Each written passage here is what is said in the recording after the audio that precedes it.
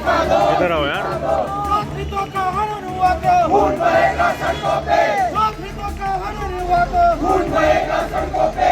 छात्रों के सम्मान में एबीवीपी मैदान पे। छात्रों के सम्मान में एबीवीपी इसका मतलब धर्मेंद्र प्रधान का इस्तीफा होना। मुर्दाबाद मुर्दाबाद। ऐसा एग्ज़ाम है जिसकी तैयारी सब कर रहे हैं, 12वीं से कर रहे हैं, जो सबका करियर बना रहे हैं, जिससे आगे चल के देश का भविष्य आएगा, देश के डॉक्टर आएंगे।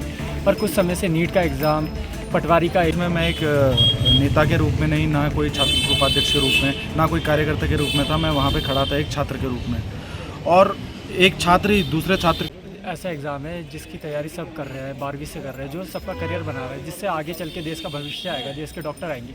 पर कुछ समय से नीट का एग्ज़ाम, पटवारी का एग्ज़ाम, एसएससी और ये 12th क्लास तक के एग्ज़ाम लीक हो रहे हैं, जो कि बहुत शर्मनाक बात है। इस चक्कर में आज अखिल भारतीय विद्यार्थी परिषद मसूरी ने धर्मेंद्र प्रधान जी का पुतला फूंका है और उनसे उनके निष्कासन की मांग की है।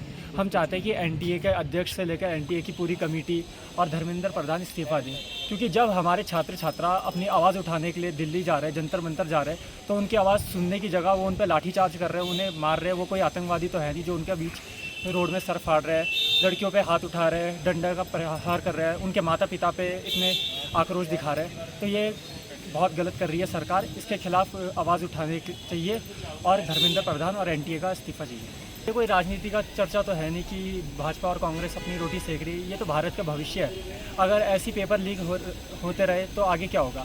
हम देखते हैं जो विकसित देश है वहाँ अगर पेपर लीक हो रहा है या कोई हादसा हो रहा है तो जो वहाँ के मंत्री है वो सबसे पहले इस्तीफा दे रहे हैं। पर यहाँ 18 दिन से सोनम वांगचुक भूख हड़ताल में बैठे हैं और इतना लंबा वो मांग चल रही है, पर अभी तक उनकी तरफ से ना कोई जवाब है, ना उनसे बैठ के बात करी है, और इस्तीफा देना तो दूर की बात है, एक बार उनसे मिले तक नहीं। सर लीडरशिप की बात नहीं, स्टूडेंट के साथ बुरा हो रहा है तो वो खुद खड़े हो रहे हैं। अगर हमारे साथ बुरा होगा तो जब तक हम खड़े नहीं होंगे तो कोई नहीं होगा।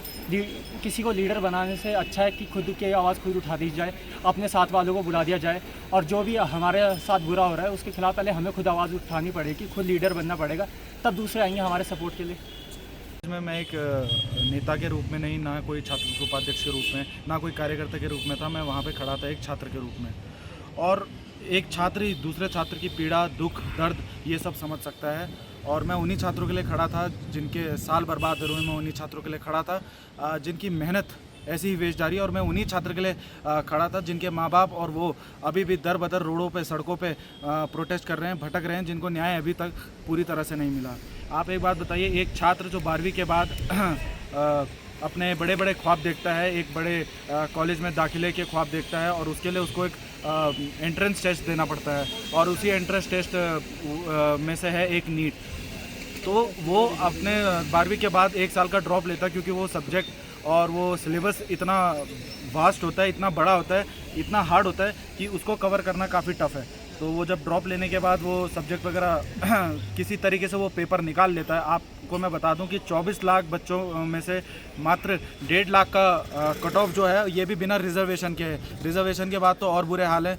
तो अगर वो बच्चा किसी तरीके से वो एग्ज़ाम निकाल देता, उसके बाद सरकार की नाकामी, या फिर मैं ये कहूँ कि एनटीए की नाकामी, सिस्टम की नाकामी के कारण अगर उस बच्चे को सफ़र करना पड़ रहा है कि सिर्फ पेपर लीक के कारण उस बच्चे को दोबारा एग्ज़ाम देना पड़ रहा है, इतनी मुश्किल से उसने वो पेपर पहले निकाला था, दोबारा पेपर चेंज होता है, 10 चीज़ें चेंज होती है, नहीं निकलता है बार बार। तो ऐसे में मैं ये कहना चाहता हूँ कि क्यों बच्चा भुगते। तो ऐसे में मैं स्पष्ट रूप से चाहता हूँ कि एनटीए ऑर्गेनाइजेशन पूरी तरह से बदले, पूरा तालाब साफ़ हो। ये जो एक मछली ने पूरा तालाब गंदा कर रखा है, तो सारी मछलियाँ साफ़ हो, पूरा तालाब साफ़ हो, और धर्मेंद्र प्रसाद जी रेजिग्नेशन दें।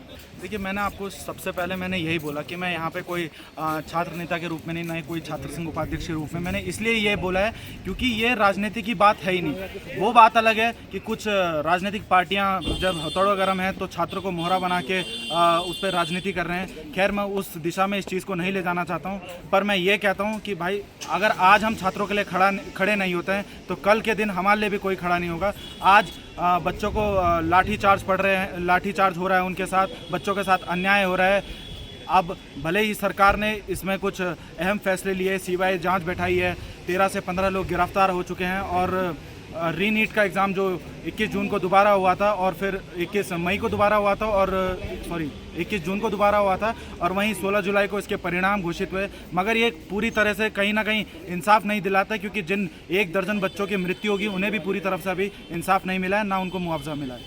जो प्रायोरिटी थी ABVP की थी, बाकी इसमें छात्र मात्र जो थे वो कॉलेज के छात्र थे।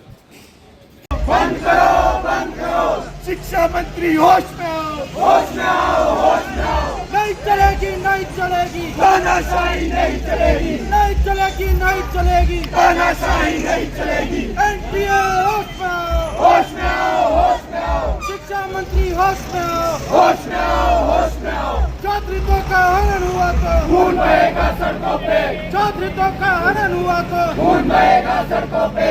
NTA मुर्दाबाद, मुर्दाबाद।